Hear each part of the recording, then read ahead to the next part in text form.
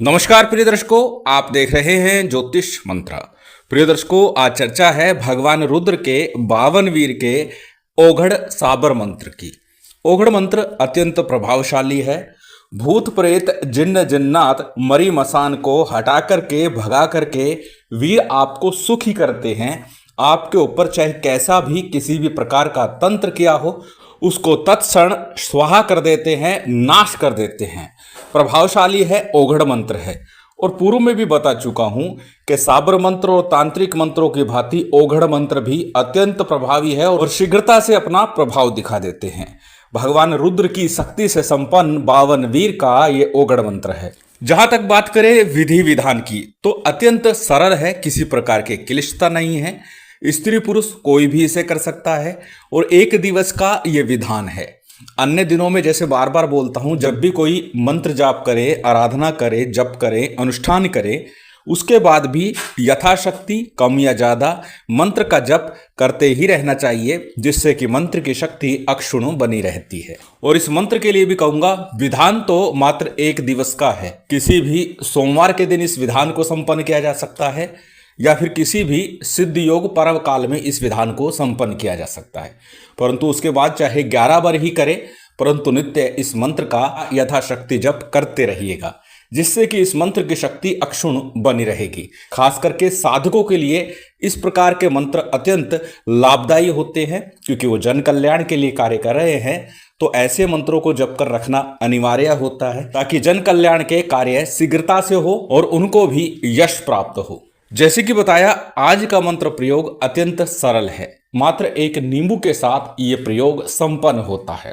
प्रथम जानते हैं किस प्रकार से इस मंत्र को हमें अपने अनुकूल करना है, अर्थात एक दिवस का जो सिद्धि विधान है वो किस प्रकार से संपन्न करना है, किस सामग्री के साथ करना है। सामग्री में बहुत अधिक विशेष नहीं है, मात्र एक नींबू और 4 लौंग ये अनिवार्य है। अन्य सामग्री में अक्षत, पुष्प, धूप, दीप, नैवेद्य, फल फूल, मिष्ठान जो भगवान शिव के निमित्त आप ले सके वो ले लीजिएगा। भगवान शिव ही सभी तंत्र मंत्र के अधिष्ठाता है, कर्ता धर्ता है, और उनका ही पूजन करके इस मंत्र प्रयोग को संपन्न करना है। सभी सामग्री आपकी स्क्रीन पर लिखी हुई है और प्रत्येक चीज लिख कर देने का प्रयास करता हूं, जिससे कि आपके प्रश्न शेष ना रहे, मन में किसी प्रकार का संशय ना हो। प्रिय दर्शकों, एक चीज और बताना चाहूंगा, बार बार ये प्रश्न आ रहा है कि शॉर्ट वीडियो में लिंक मैं देता हूं वो ओपन नहीं हो रहा, और लिखित में भी दे रहा हूं कि लिंक को ओपन कैसे करना है। लिंक जहां दिया हुआ है उसे लॉन्ग प्रेस कीजिए, अपनी उंगली को उस लिंक के ऊपर रखिए, लॉन्ग प्रेस होगा। 3 ऑप्शन आपको दिखाई देंगे, कॉपी, शेयर और ओपन का।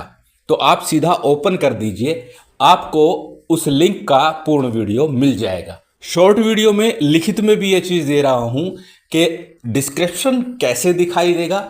वीडियो को पॉज कीजिए या फिर वीडियो को लॉन्ग प्रेस कीजिए, दोनों ही तरीकों से डिस्क्रिप्शन का ऑप्शन खुलता है। चलिए बात करते हैं आज के विधि विधान की। सामग्री के बाद बात करते हैं किस दिन इस प्रयोग को हमें संपन्न करना है। आरंभ में ही बताया, सोमवार का दिन हो या फिर कोई पर्व काल हो, सिद्धि योग बन रहा हो, उस दिन इस प्रयोग को संपन्न करना है। या तो इसे प्रातःकाल सूर्य उदय के 1 घंटे के अंतराल में, अर्थात सूर्योदय से पहले कर ले, या सूर्य उदय हो चुका है तो उसके 1 घंटे के अंदर अंदर आपका प्रयोग संपन्न हो जाना चाहिए। जैसे मान लीजिए सुबह 6 बजे सूर्य उदय हुआ है तो आपका प्रयोग 7 बजे तक पूर्ण हो जाना चाहिए। अथवा इस प्रयोग को आप प्रदोष काल में भी संपन्न कर सकते हैं। संध्या काल में प्रदोष काल होगा, उस समय में संपन्न कर लीजिए। सरल सा प्रयोग है, छोटा सा प्रयोग है, बहुत अधिक समय नहीं लगेगा। तो इसलिए आप अपनी सुविधा के अनुसार समय का चयन कीजिए और फिर इस प्रयोग को संपन्न कीजिए। तो जिस दिन भी आप इस प्रयोग को संपन्न करना चाहते हैं,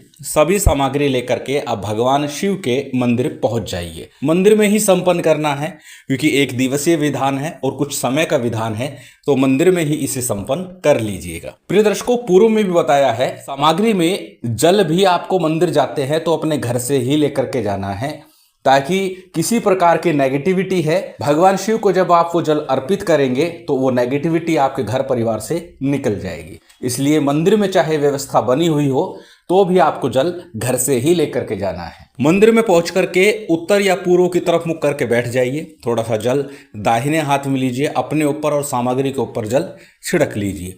उसके बाद में जो भी दीपक लेके गए हैं, कर्म साक्षी के रूप में तिल तेल का हो या गाय के शुद्ध देसी घी का दीपक हो। अच्छा तो यही होगा कि गाय के शुद्ध देसी घी का ही दीपक आप प्रयोग करें, परंतु व्यवस्था नहीं बन पा रही है तो तिल तेल का प्रयोग बड़े प्रेम से आप कर सकते हैं। दीप प्रज्वलित करने के उपरांत संकल्प लेना है। दाहिने हाथ में अक्षत पुष्प जल इत्यादि ले लीजिए, अपना नाम बोलिए, गोत्र बोलिए, उस दिन का तिथिवार नक्षत्र बोलिए और फिर साथ ही अपनी कामना बोलिए कि ओघड़ साबर मंत्र को सर्व बाधा निवृत्ति के लिए सिद्ध करना चाहते हैं, अनुकूल बनाना चाहते हैं और आपका ये मंत्र सिद्ध हो जाए। इसी भावना से संकल्प का जल अक्षत पुष्प गणपति जी के विग्रह के सम्मुख छोड़ दीजिएगा। उसके बाद में यथा विधि यथा योग्य जितना आपको आता है, जैसा आपको आता है, जो सामग्री लेकर गए हैं उससे भगवान शिव का परिवार सहित पूजन कीजिए। साथ ही साथ गुरु का, कुलदेव, पितृदेव, स्थान देव, इनका भी पूजन थोड़ा सा कर लेना है और भैरव जी का पूजन भी अनिवार्य रूप से करना है। जब आपका सामान्य पूजन विधान संपन्न हो जाए उसके बाद में एक एक माला आपको गणेश और गुरु मंत्र की करनी है। गणपति मंत्र के रूप में ओम गंग गणपते नमः, ओम गणेशाय नमः, ओम वक्रतुंडाय नमः, ओम विघ्नेश्वराय नमः। अर्थात जो मंत्र आप सहजता और सरलता से जप सके उस एक मंत्र का आपको जप करना है। बात यदि करें गुरु मंत्र की तो गुरु दीक्षा के समय मिला मंत्र गुरु मंत्र कहलाता है। यदि आपने गुरु दीक्षा नहीं ली है तो फिर आप भगवान शिव को ही हाजिर नाजिर मान करके उनके पंचाक्षरी मंत्र ओम नमः शिवाय का एक माला का जप कर लीजिएगा। इसके बाद में आज का जो मूल मंत्र है इसका आपको जप करना है। अब कितना जप करना है, बार बार बोलता हूं कि जब हम अपने लाभ के लिए कर रहे हैं, समस्या निवृत्ति के लिए कर रहे हैं, मनोकामना की पूर्ति के लिए कर रहे हैं, उस समय में जितना अधिक हो सके उतना करना चाहिए, परंतु प्रयास करना कम से कम 5 माला का जप अवश्य करना। छोटा सा सरल सा मंत्र है, बहुत अधिक समय नहीं लगेगा। और जब आप ये मंत्र जाप कर रहे हैं उस दौरान आपको करना क्या है, नींबू और 4 लौंग बताई है तो चारों लौंग उस नींबू में लगा दीजिएगा, अंदर गाड़ दीजिएगा और उसके बाद उस नींबू को सामने रख करके आपको इस मंत्र का जप करना है। जब आपका मंत्र जाप पूर्ण हो जाएगा भगवान की आरती कीजिए। सामान्य नैवेद्य लेकर गए हैं वो अर्पित कर दीजिए और कुछ नहीं है तो गुड़ है वही अर्पित कर दीजिए। जलाचमन कराइए, क्षमा प्रार्थना कीजिए, समर्पण कीजिए, आसन को प्रणाम कीजिए और साधना से प्रयोग से उठ जाइए। अब नींबू का क्या करना है, नींबू को भगवान शंकर के त्रिशूल पर ही लगा देना है। यदि मंदिर में त्रिशूल की व्यवस्था नहीं है तो किसी पीपल वृक्ष के नीचे या फिर अच्छा हो शमशान भूमि में से डाल आइएगा। बस इतना सा ये प्रयोग है और इसके बाद आपको इस मंत्र का लाभ मिलेगा। कैसे मिलेगा, जब भी आप किसी के लिए प्रयोग कर रहे हैं, किसी को भूत बाधा है, तंत्र बाधा है, मरी मसान है, कोई भी है, वही एक नींबू 4 लौंग लीजिए, पीड़ित व्यक्ति को अपने सामने बैठाइए, मध्य में 4 लौंग के साथ नींबू लगा करके रख दीजिए और फिर इस मंत्र का आपको 7 बार जप करना है। और जप के दौरान जब भी मंत्र बोलेंगे फूंक मारनी है नींबू की तरफ और उसके बाद इस नींबू को ले जा करके किसी भी शमशान भूमि में या पीपल वृक्ष के नीचे डाल आएगा। इतना भर प्रयोग है और निश्चित इतने से ही लाभ मिल जाता है। अत्यंत सरल विधान है, अत्यंत सरल प्रयोग है। जान लेते हैं उस विशेष खास मंत्र को। मंत्र आपकी स्क्रीन पर है, स्क्रीनशॉट ले सकते हैं, किसी कॉपी नोटबुक में नोट कर सकते हैं। मंत्र को एक बार बोल करके बता देता हूं। मंत्र इस प्रकार है, ओम नमो शिव रुद्राय, जागो जागो ओघड़ वीर, आओ आओ बावन वीर, भूत को, प्रेत को, मरी को, मसान को, हटा दो वीर, भगा दो वीर, शिवजी का शब्द साचा, पुरो मंत्र ईश्वरो वाचा। एक बार पुनः बता देता हूं। ओम नमो शिव रुद्राय, जागो जागो ओघड़ वीर, आओ आओ बावन वीर, भूत को, प्रेत को, मरी को, मसान को, हटा दो वीर, भगा दो वीर, शिवजी का शब्द साचा, पुरो मंत्र ईश्वरो वाचा। अत्यंत सरल मंत्र। मंत्र को पहले अच्छे से कंठस्थ कीजिएगा और फिर साधना में रत होइएगा। सरल सा प्रयोग है, सरल सा ही इसका विधान है। करके लाभ अवश्य उठाइए। यदि आप साधक हैं तो इस मंत्र का जप आपको अवश्य ही करना चाहिए। शिव शक्ति की विशेष कृपा आप सभी को प्राप्त हो, यही कामना है। उम्मीद करता हूं आज की ये जानकारी, ये वीडियो आपको अच्छी लगी होगी। यदि अच्छी लगी हो तो कृपया लाइक कीजिएगा, शेयर कीजिएगा। यदि चैनल पर नए हैं तो सब्सक्राइब कर बेल आइकन बटन दबा दीजिएगा।